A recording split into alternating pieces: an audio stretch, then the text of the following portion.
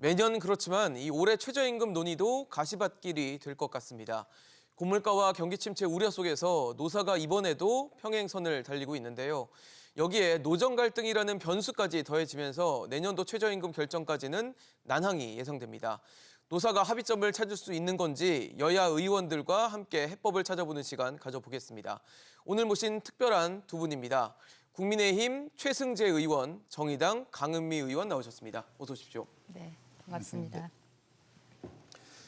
네, 올해도 내년도 최저임금을 결정하는 회의가 시작이 됐는데 시작부터 상당히 큰 잡음을 내고 있습니다. 일단 사용자 측은 현재 9,620원을 동결하자는 주장을 하고 있고 노동계는 올해보다 24.7% 인상한 12,000원을 요구한 상황입니다.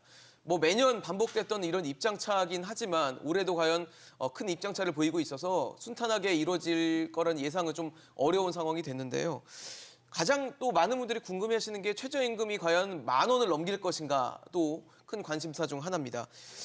최 의원님 어떻게 보십니까? 일단은 12,000원 그리고 한쪽은 동결을 제시한 상황인데 둘 다 이유는 있습니다. 양측은 이유가 있는데 지금 어떻게 보세요? 이 간극에 대해서는 좀 많이 크지 않나요? 간극이 있다고 할 수 있고요. 최저임금이라는 것을 결정할 때 이제 여러 가지 경제 지표들을 판단하고 그 결과로서 임금 수준이 결정이 나거든요.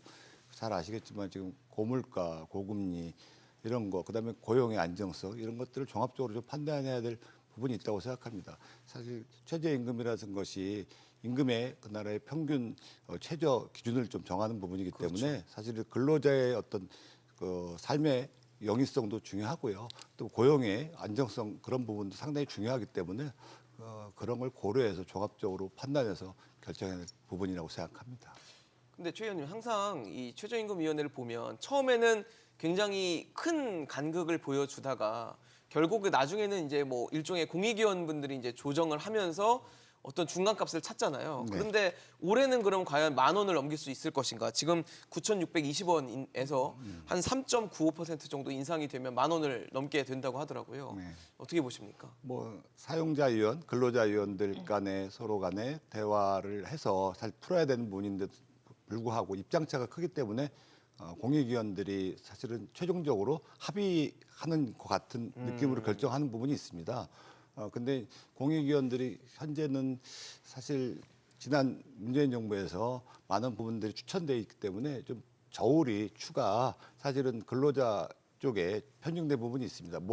그렇다 해서 최저임금위원회 결정이 편향됐다고 할 수는 없겠지만 그런 부분들까지 고려를 한다면은 이번에 공익위원들의 어떤 입장이 만으로 되는 건 아니고요. 사용자와 근로자위원들의 내용들이 충분히 합의돼서 나오는 것이 저는 바람직하다고 생각을 하고 있습니다. 10,000원 넘을까요?